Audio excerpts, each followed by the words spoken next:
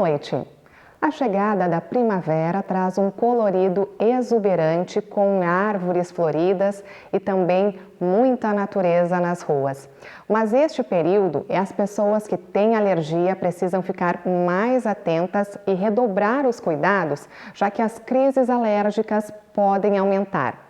Para falar sobre este assunto, eu converso então neste formato de entrevista online com a médica alergista Melissa Tumeleiro. Olá, doutora. Obrigada por aceitar o nosso convite. Olá, boa noite. Obrigada. Bem, de um modo geral, as doenças alérgicas ocorrem como uma resposta do nosso sistema imunológico após a exposição a determinadas substâncias. Mas, de forma didática, quais são esses agentes causadores? Então,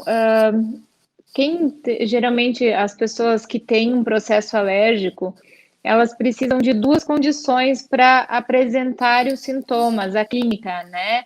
Então, precisa ter uma condição genética, uma predisposição genética e a exposição ambiental. Tá? Então, o que nos torna alérgicos são proteínas ambientais, e essas proteínas são de várias fontes, vários alérgenos diferentes. Falando especialmente das alergias respiratórias, esses alérgenos, eles são o que a gente chama de alérgenos inalantes. Então, podem ser de ácaros, pode ser de pólens, pode ser de fungo, pode ser de epitélios, pelos, né, de animais. Então, em cada dessas fontes aí existem, não é especialmente uma proteína única. Então, por exemplo, o ácaro tem mais de 10 proteínas que são diferentes e que são potenciais alergênicos. Então, essas proteínas dessas fontes que são os causadores que nos sensibilizam e fazem o nosso sistema imunológico reagir contra e fazer um anticorpo. Tá? Uhum. Falando especialmente, então, da alergia ao pólen, que é uma das mais frequentes aí nessa época do ano, a gente vem observando a sensibilização na infância. Isso está aumentando com o passar dos anos. E uma pesquisa de 2018, eu não sei se é a mais atual, mas foi a mais recente que eu encontrei, é que 22% das crianças apresentam essa sensibilização ao pólen. Qual seria a justificativa, doutora? Isso, realmente as alergias, de uma forma geral, elas estão aumentando, né, a prevalência mundial, e especificamente o pólen, como eu falei no início, né, para a gente apresentar sintoma alérgico, a gente tem a genética, a gente imagina simplificadamente o nosso gene como uma tomadinha de luz, ele está lá, ele existe, mas ele não está ativado, ele está desligado.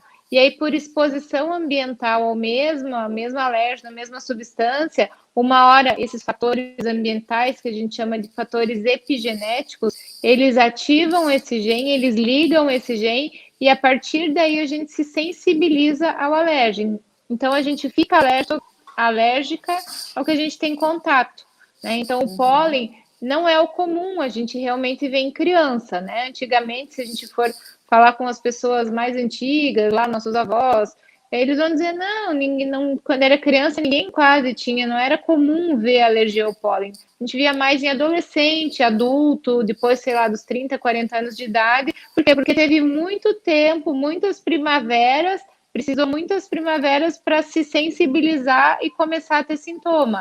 Hoje, realmente, a gente vê cada vez mais cedo crianças apresentando sintomas, né? Então, um ano até certa idade estava tudo bem, e às vezes ali com 4, 5 anos de idade começa a ter sintoma, coçar os olhos, espirrar, né? São sintomas mais comuns.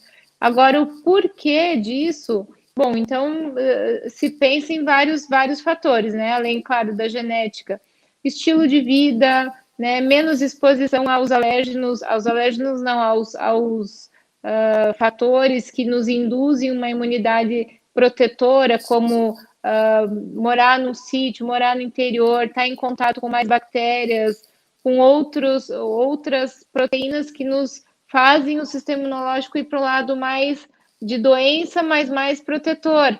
Né? Então, como menos exposição, menos filhos, a alimentação está diferente, tudo mais industrializado, mais processado. Então, tudo isso provavelmente são fatores que influenciam essa precocidade das alergias hoje. Uhum. E como é feito, então, o diagnóstico de uma alergia? Quando vem a confirmação, então? É através de um exame de sangue ou de que forma é feito esse diagnóstico?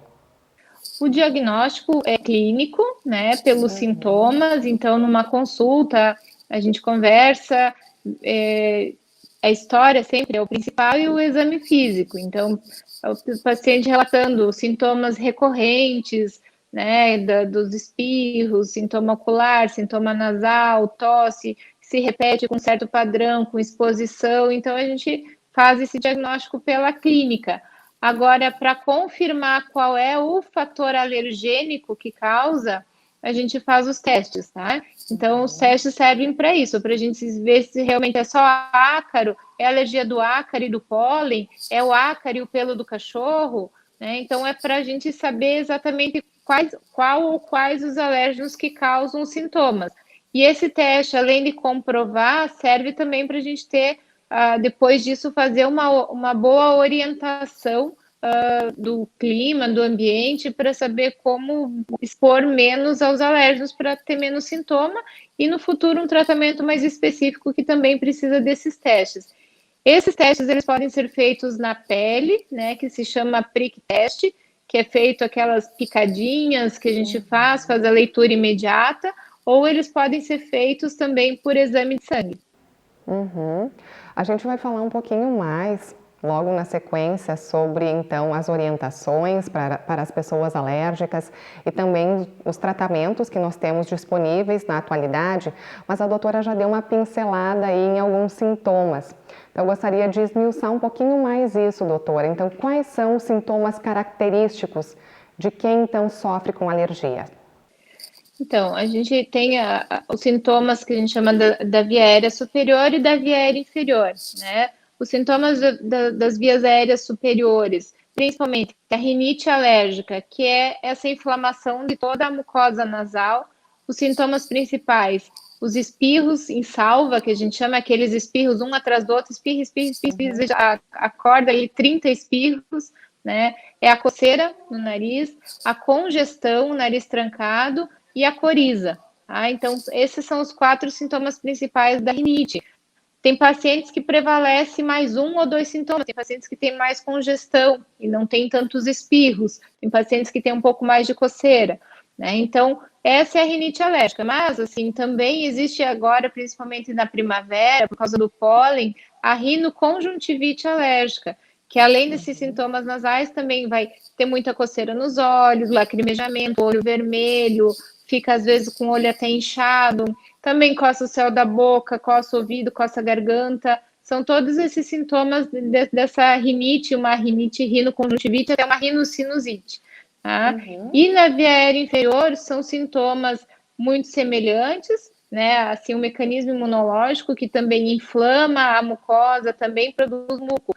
Só que lá o que acontece? Então, além de ter a tosse, lá nós temos um músculo que fecha o nosso brônquio e aí tem as crises de asma, né? Que aí, então, além da inflamação e do muco que está lá presente, também vai ter muita tosse, às vezes com falta de ar, chiado no peito, até dor no peito.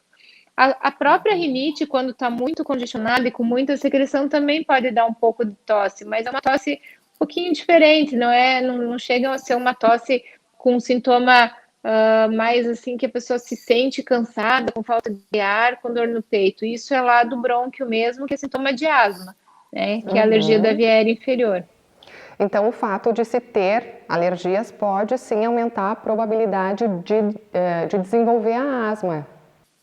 Isso, pode, tá? Porque a nossa via aérea é uma só, né? Então a gente tem esse conceito que chama via aérea unida. Então começa aqui na narina, na mucosa nasal, desce lá na traqueia e vai para os brônquios. Ela é contínua. Então, quando aqui em cima está tão inflamado, acaba estimulando a inflamação do brônquio.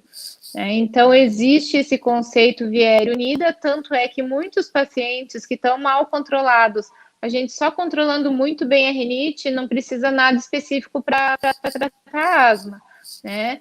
E quem tem rinite tem um risco de 5 a 7 vezes mais chance de apresentar asma do que quem não tem rinite. Uhum. Esses sintomas, agora, especialmente nessa época que a gente tem vivido, de pandemia e o receio de coronavírus, enfim, muitas pessoas acabam confundindo esses sintomas acabam se mesclando. Então, qual é a relação ou qual é a diferença de uma crise alérgica, da Covid e também de um resfriado? Isso. Muito a gente sempre vai pela história, né? Então, pacientes que já são alérgicos, têm um histórico, né? Especialmente na primavera, que sabe que essa época que piora. Porque a história é importante, porque os sintomas são semelhantes, alguns sintomas, né? A Covid, a gente sabe que é uma infecção causada pelo vírus, que pode ser muito grave ou não. Então, o sintoma leve é muito parecido com o sintoma de rinite. Mas geralmente a Covid não dá tanta coceira, não dá coceira, não dá tanta secreção, tanta coriza. É mais o que? Uma congestão nasal, um pouquinho de irritação na garganta, né? E pouco muco. Mas, claro, né? Aí quando agrava, e pode ter sintoma sistêmico, e aí sim fica mais fácil da gente pensar, né? O paciente começa com dor no corpo, um cansaço físico, apresenta febre, então já sugere Covid. A rinite, de uma regra, ela não dá febre, né? Ela não tem. Dá muito sintoma, como eu falei já, muita coceira no nariz, muita coceira nos olhos, que a Covid também não tem tanto sintoma ocular, não é tão frequente. Até existe uma conjuntivite relacionada ao Covid, mas é mais a conjuntiva, mesmo o branco do olho lá, que fica bem vermelho, não é tanta coceira, tanto lacrimejamento. Então, tem algumas diferenças. E o resfriado também. O resfriado comum é muito parecido com o Covid, né? Que também é coriza, congestão nasal, pode dar uma febre, mas não é uma febre alta, mas a pessoa não tem tanto mal-estar, assim, em geral, né? O cansaço, a dor no corpo, a dor muscular que o Covid dá. Uhum. Tá certo, a gente vai fazer então um rápido intervalo e no próximo bloco nós retornamos esclarecendo outras dúvidas frequentes sobre alergia. É um minutinho só.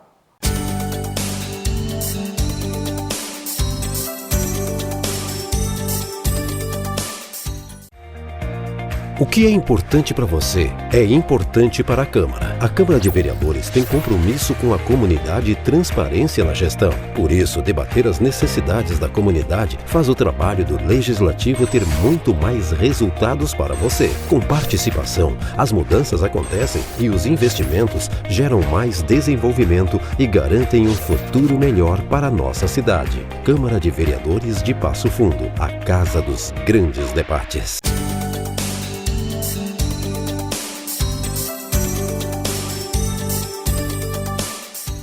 Câmara Saúde está de volta e hoje nós estamos conversando com a médica alergista Melissa Tumeleiro sobre então os cuidados para evitar crises respiratórias neste período, em especial no ano.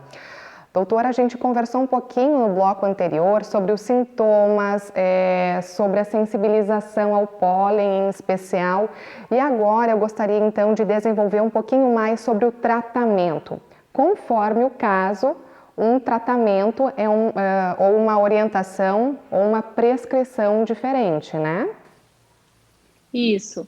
É muito importante, né, o paciente não se automedicar, tá? Porque para tratar a rinite, existem alguns medicamentos que a gente usa preventivamente, que são os profiláticos, que são uso contínuo para diminuir todo o processo inflamatório da mucosa, diminuir a formação de muco, que devem ser usados durante todo o período da primavera, né? Alguns pacientes necessitam, às vezes, um medicamento só, e alguns vão necessitar mais que um, mas para o uso contínuo, tá? E existem outros medicamentos que a gente usa somente na crise, quando tem uma piora, usa algum específico ali por um período, às vezes, de 5, 7, 10 dias, conforme necessário. Mesma coisa para asma, também existem medicamentos tópicos, que a gente chama locais, que são as bombinhas, né? Existem várias, mas algumas mais específicas, que são preventivas, para não deixar o bronco inflamar, não produzir muco. E existem outras que a gente usa só quando tem uma crise, quando me atacou a alergia. Então, naqueles dias, a gente tem medicamento específico para um período, tá? O que é o grande erro, assim, que muita gente faz, né? Que é um problema. Às vezes vai na farmácia por conta, vou fazer uma vacina da alergia na farmácia. Na farmácia não tem vacina de alergia. Aquilo que eles fazem injetável é um corticoide sistêmico, que a gente chama um corticoide de depósito, né? Então, isso a gente evita sempre o máximo, porque esses corticoides sistêmicos, eles agem em todos os órgãos do nosso corpo, eles têm efeito por tudo. Não é só o problema que todo mundo sabe, corticoide engorda, não é isso, tá? Eles podem ter alteração sobre a nossa glicose, diabético não deveria fazer, quem tem problema renal, hipertenso, catarata, né? Então tem várias outras contraindicações. E isso se feito, esses injetáveis, essas injeções de farmácia, eles ficam 20 dias mais ou menos no nosso organismo, esse corticoide. Então, e tem pessoas que vão lá, fazem, dali 20, 30 dias fazem outra, então esse é o grande problema, o acúmulo disso. Porque, às vezes, quando está numa crise de asma, a gente até, eventualmente, usa um corticoide sistêmico, mas é o de uso oral e por um curto período, às vezes 5, 7 dias, não mais que isso também.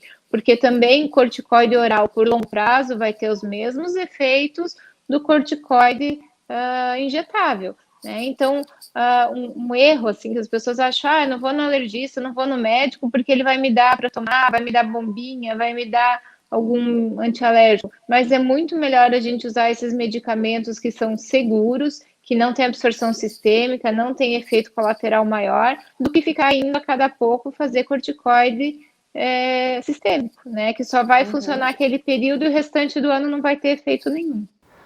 Doutora, agora assim, uma pergunta de leiga. E a imunoterapia? Qual é a diferença, então?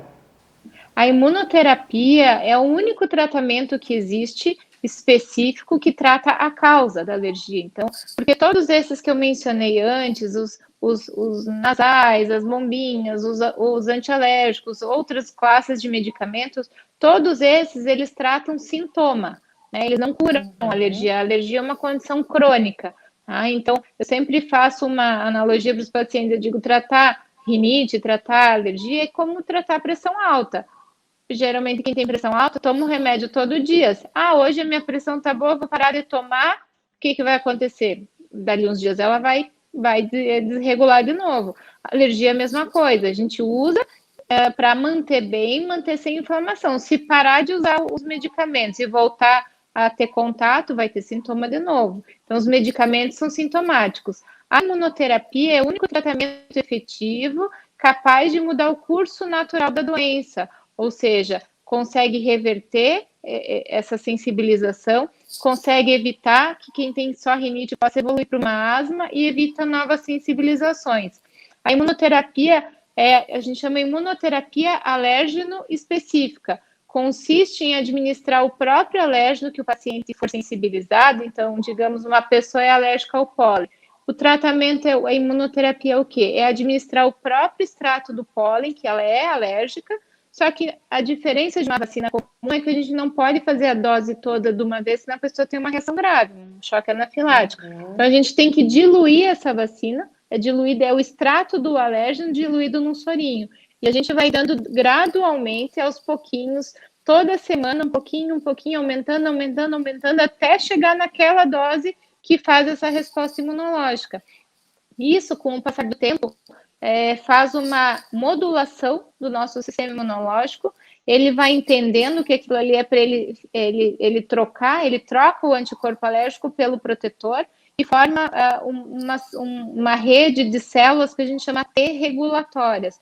Então, a longo prazo, ele melhora muito a resposta, melhora a crise, a pessoa tem pacientes que deixam de ser alérgicos, melhoram a alergia, mas a grande maioria dos pacientes melhora muito, assim. Então, eu tenho vários pacientes que fazem esse tratamento, tem pacientes que melhoram 100% e não precisam nunca mais fazer tratamento nenhum. Tem pacientes que melhoram 70, 80, então reduz a necessidade de medicação, reduz as internações, reduz o custo da qualidade de vida, que às vezes atrapalha tanto, então tudo isso melhora. É um tratamento a longo prazo, né? Geralmente de 3 a 5 anos, mas é o único tratamento realmente eficaz para tratar a causa. E isso, então, é indicado para qualquer alergia, para qualquer pessoa que sofra com alergia, ou qual é foco em especial? Isso, então, esse tratamento de imunoterapia é feito apenas para alérgenos inalantes, tá? Então, para pacientes que têm alergia a ácaro, pólen, pelo, mofo, alimento não entra aí, pessoa alérgica à comida não entra nessa imunoterapia. E feita para pacientes que têm sintomas de rinite, conjuntivite, asma e dermatite atópica. São as indicações da imunoterapia injetável. A gente faz injetável, existe sublingual, mas existe a subcutânea. Por isso que muita gente confunde, né? Então, na verdade, é a forma de fazer que é injetável, é aquela agulhinha bem pequenininha, fininha de insulina que é feita aqui no braço, na gordurinha do braço. Tá? Então, ela é subcutânea, injetável. Esta é uma vacina, tá? Mas aquela da farmácia não é uma vacina, aquilo lá é um medicamento que é feito.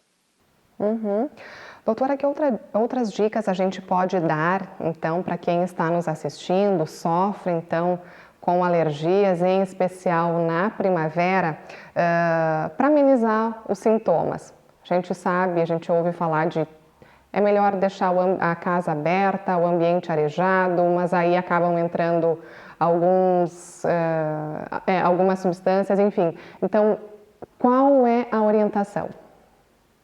Então, agora, né, a primavera, o pólen aqui da nossa região, os principais que dão os sintomas são pólen de gramíneas, né? Então, o advém, que todo mundo sabe, é o principal representante.